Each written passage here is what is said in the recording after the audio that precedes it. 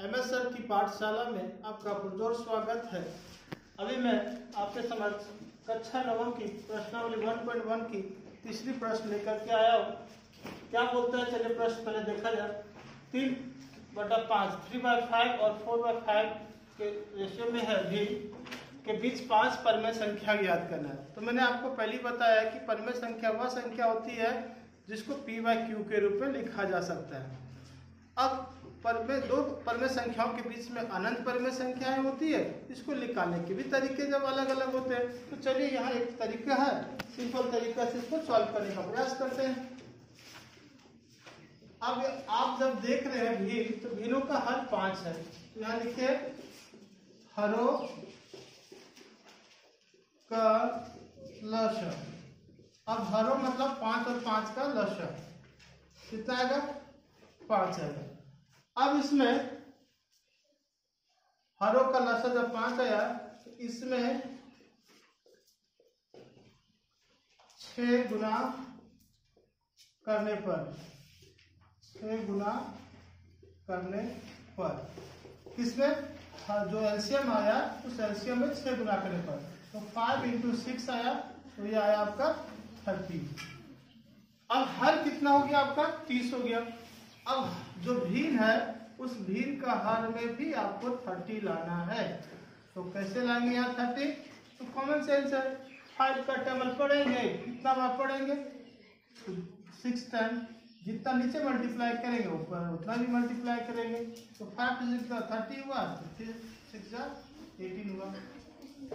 ठीक उसी प्रकार 4 और 5 है, वो भिन्न को पुनः लिखेंगे। आपका हर में लाना है, यहाँ भी 30 लाना है। 5 है, ऊपर में जैसे मल्टीप्लाई किए 6, तो नीचे भी मल्टीप्लाई नीचे भी करेंगे और ऊपर भी करेंगे। मतलब 4 से भी मल्टीप्लाई किए 6 और 5 से, तो यहाँ आया 24। तो 4 × 6 = 24, 5 × 6 = 30। एक नया भिन्न आ गया। अब हम लोग को क्या करना है, यहाँ 18/30 और 24/30 के बीच स्थित सभी परिमेय संख्याओं या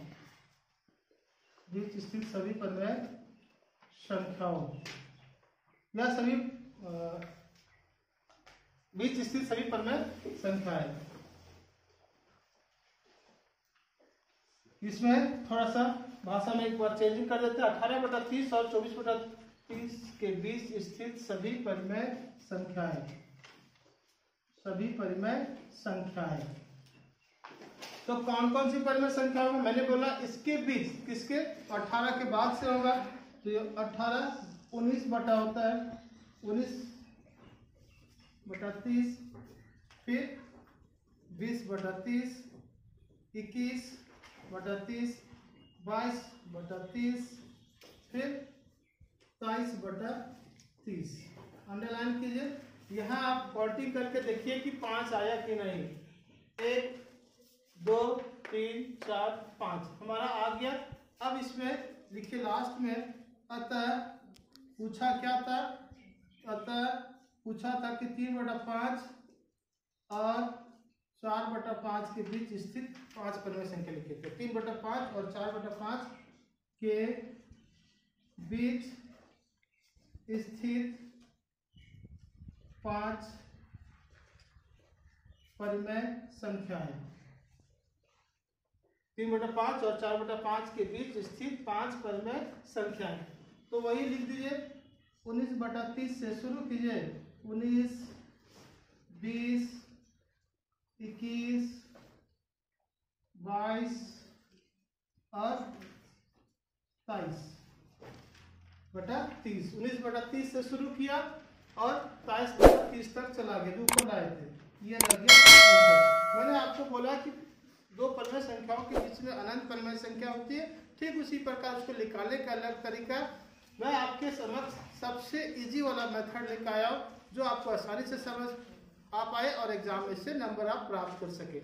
इसके बाद 1.1 में 4 नंबर क्वेश्चन है, जिसमें सत्य और असत्य की जांच करना है। क्या बोलता है कि नीचे दिए गए कथन सत्य है या असत्य, कारण के साथ अपने उत्तर दीजिए। मतलब सत्य भी है तो क्यों सत्य है और असत्य है तो क्यों असत्य है, ये भी आपको बताना है।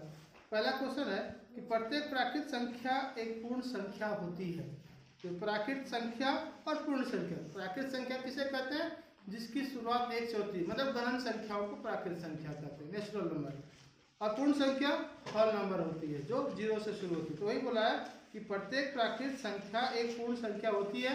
इसका उत्तर होगा सत्य। क्यों? क्योंकि पूर्ण संख्या में प्राकृत संख्या समाहित होता है तभी बनता है। फिर प्रत्येक पूर्णांक एक पूर्ण संख्या होती है। तो पूर्णांक क्या होता है? तो पूर्णांक वह होता है जिसमें प्लस और माइनस दोनों शामिल होता है और 0 भी होता है। तो वो होता है कि नहीं ये बताना है। तो इसका सत्य होगा। प्रत्येक परिमेय संख्या एक पूर्ण संख्या होती है। प्रत्येक परिमेय संख्या एक पूर्ण संख्या होती है या नहीं? ये भी नहीं होता है। ये क्यों नहीं होता है? आप भूमिका में पढ़ सकते हैं, पढ़ करके देख सकते हैं। अब 9 प्रश्नावली 1.1 समाप्त हो गया कक्षा 9 का। आगे का वीडियो जो 1.2 आने वाला है, तब तक के लिए मेरे इस चैनल को, इस वीडियो को लाइक कीजिए, सब्सक्राइब कीजिए एंड शेयर कीजिए।